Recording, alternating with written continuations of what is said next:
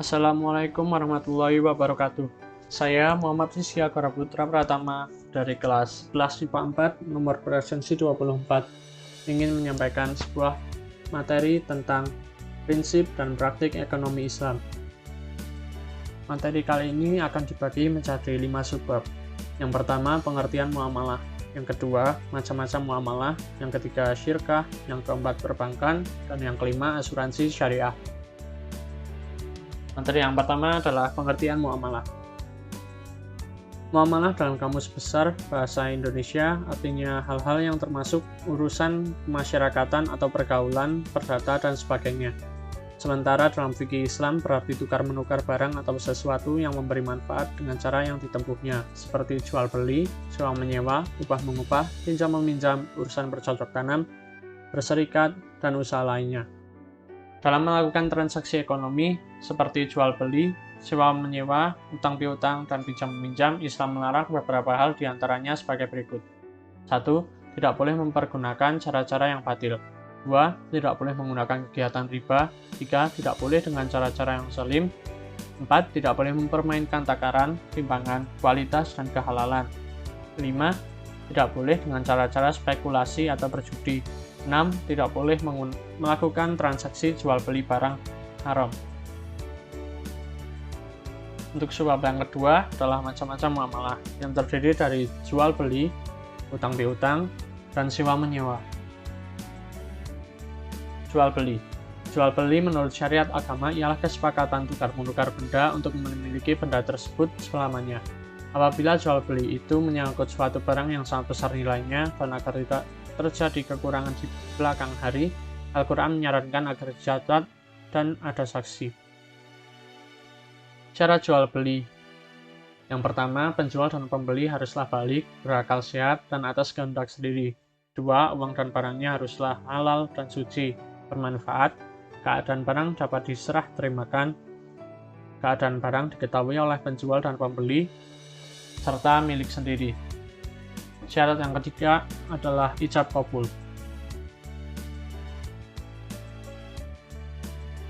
Khiyar. Khiyar adalah bebas memutuskan antara meneruskan jual beli atau membatalkannya. Islam memperbolehkan melakukan khiyar karena jual beli haruslah berdasarkan suka sama suka tanpa ada unsur paksaan sedikitpun. Macam-macam khiyar. Yang pertama, khiyar majelis adalah selama penjual dan pembeli masih berada di tempat berlangsungnya transaksi atau tawar-menawar. Keduanya berhak memutuskan, meneruskan, atau membatalkan jual beli. Khiyar syarat adalah khiyar yang dijadikan syarat dalam jual beli. Misalnya, penjual mengatakan, saya jual barang ini dengan harga sekian dengan syarat khiyar 3 hari. Kemudian, khiyar aib atau khiyar cacat adalah pembeli boleh mengembalikan barang yang dibelinya jika terdapat cacat yang dapat mengurangi kualitas atau nilai barang tersebut, namun hendaknya dilakukan sesegera mungkin. Riba. Riba adalah bunga uang atau nilai lebih atas penukaran barang. Riba apapun bentuknya dalam syariat Islam hukumnya haram. Sanksi hukumnya juga sangat berat. Diterangkan dalam hadis yang diriwayatkan bahwa Rasulullah mengutuk orang yang mengambil riba, orang yang mewakilkan, orang yang mencatat, dan orang yang menyaksikannya. Hadis riwayat Muslim. Guna menghindari riba, apabila mengadakan jual beli barang sejenis seperti emas dengan emas atau perak dengan perak, ditetapkan syarat. A. Sama timbangan ukurannya, atau B. Dilakukan serah terima saat itu juga, dan C. Tunai. Apabila tidak sama jenisnya, seperti emas dan perak, boleh berbeda takarannya, namun tetap harus secara tunai dan diserah terimakan saat itu juga. Kecuali barang yang berlainan jenis dengan perbedaan, seperti perak dan beras, dapat berlaku ketentuan jual beli sebagaimana barang-barang yang lain. Macam-macam riba. Yang A. Riba fadli adalah pertukaran barang sejenis yang tidak sama timbangannya. Misalnya, cincin emas 22 karat sebesar 10 gram ditukar dengan emas 22 karat namun seberat 11 gram. Kelebihannya itulah yang termasuk riba. Yang B. Riba kordi adalah pinjam-meminjam dengan syarat harus memberi kelebihan saat mengembalikannya. Misal si A bersedia meminjami si B uang sebesar Rp100.000 asal si B bersedia mengembalikannya sebesar Rp115.000. Bunga pinjaman itulah yang disebut riba. Yang ketiga, riba yadi adalah akad jual beli barang sejenis dan sama timbangannya. Namun penjual dan pembeli berpisah sebelum melakukan serah terima. Seperti penjual kacang atau ketela yang masih di dalam tanah. Yang D, riba nasiyah adalah akad jual beli dengan penyerahan barang beberapa waktu kemudian. Misalnya, membeli buah-buahan yang masih kecil-kecil di pohonnya, kemudian diserahkan setelah besar-besar atau setelah layak dipetik. Atau membeli padi di musim kemarau tetapi diserahkan setelah panen.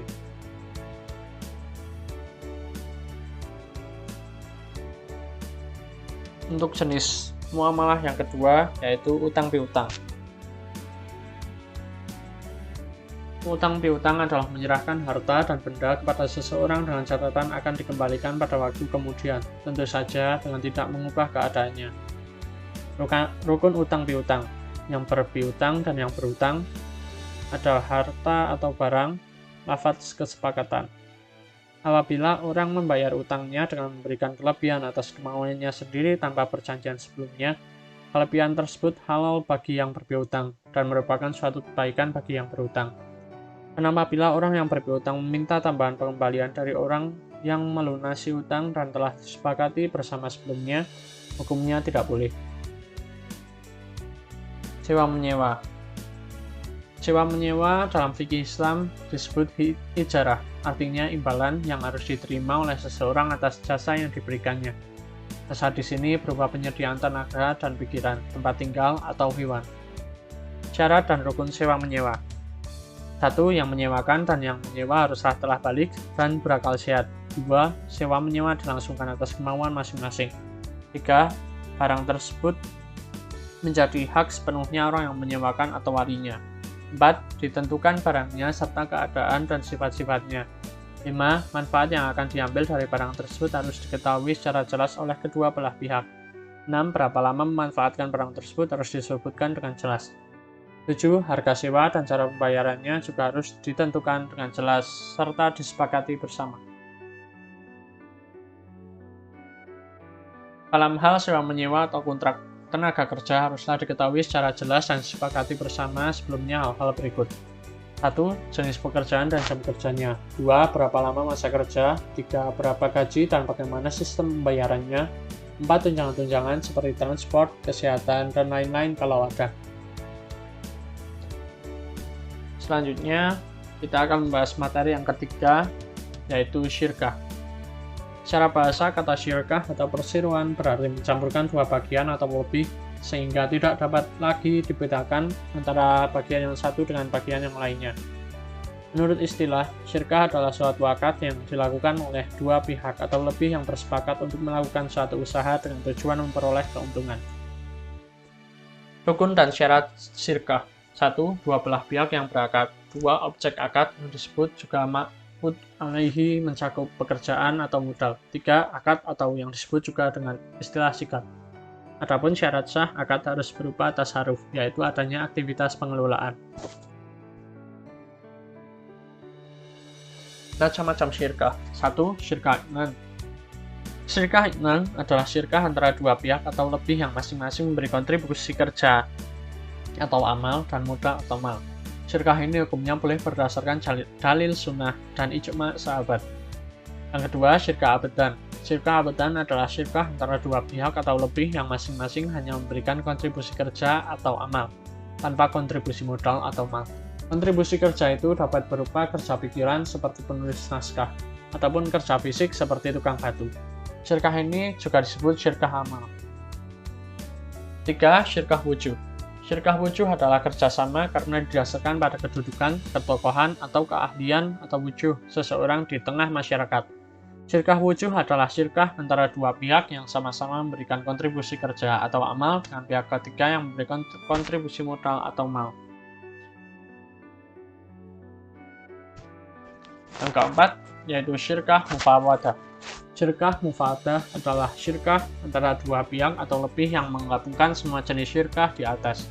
Syirkah mufawadah dalam pengertian ini boleh dipraktikkan Yang kelima, mudharabah. Mudharabah adalah akad kerjasama usaha antara dua pihak. Pihak pertama menyediakan semua modal atau sohibul mal, dan pihak lainnya menjadi pengelola atau pengusaha mudharib. Keuntungan usaha secara mudharabah dibagi menurut kesepakatan yang dituangkan dalam kontrak.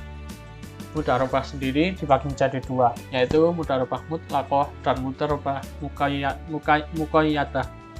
Mudharabah mutlaqah merupakan bentuk kerjasama antara pemilik modal dan pengelola yang cakupannya sangat luas dan tidak dibatasi oleh spesifikasi jenis usaha, waktu, dan daerah bisnis. Mudharabah muqayyadah adalah kebalikan dari mudharabah mutlaqah, yakni usaha yang akan dijalankan dengan dibatasi oleh jenis usaha, waktu, atau tempat usaha. Yang keenam, musaqah, muzara'ah, dan mukhabarah. Musaqah adalah kerjasama antara pemilik kebun dan petani. Pemilik kebun menyerahkan kepada petani agar dipelihara dan hasilnya panennya nanti akan dibagi dua menurut persentase yang ditentukan pada waktu akad. Muzara'ah, dan mukhabarah. Muzara'ah adalah kerjasama dalam bidang pertanian antara pemilik lahan dan petani penggarap. Dalam kerjasama ini, benih tanaman berasal dari petani. Sementara mukhabarah ialah kerjasama dalam bidang pertanian antara pemilik lahan dan petani penggarap. Dalam kerjasama ini, benih tanamannya berasal dari pemilik lahan. Selanjutnya, materi yang keempat, yaitu tentang perbankan. Bank adalah sebuah lembaga keuangan yang bergerak dalam menghimpun dana masyarakat dan disalurkan kembali dengan menggunakan sistem bunga.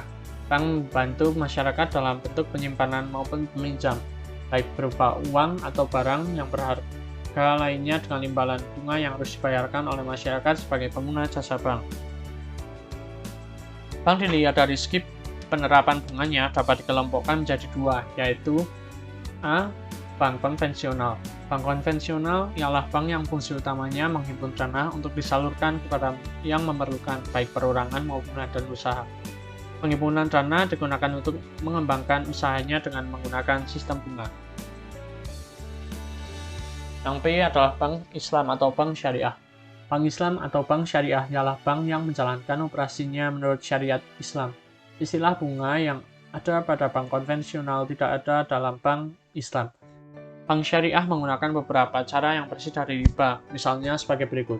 1. Mudharabah, yaitu kerjasama antara pemilik modal dan pelaku usaha dengan perjanjian bagi hasil dan sama-sama menanggung kerugian dengan persentase sesuai perjanjian. 2. Musyarakah, yakni kerjasama antara pihak bank dan pengusaha di mana masing-masing pihak sama-sama memiliki saham. Yang ketiga, waqfiyah, yakni jasa penitipan uang, barang, deposito, maupun surat berharga. Pihak bank juga memiliki hak untuk menggunakan dana yang dititipkan dan menjamin bisa mengembalikan dana tersebut sewaktu-waktu pemiliknya memerlukan. Yang keempat, qardul hasan, yakni pembiayaan lunak yang diberikan kepada nasabah yang baik dalam keadaan darurat.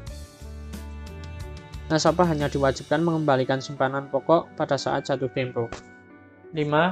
Murabahah, yaitu suatu istilah dalam fikih Islam yang menggambarkan suatu jenis penjualan di mana penjual sepakat dengan pembeli untuk menyediakan suatu produk dengan ditambah jumlah keuntungan tertentu di atas biaya produksi.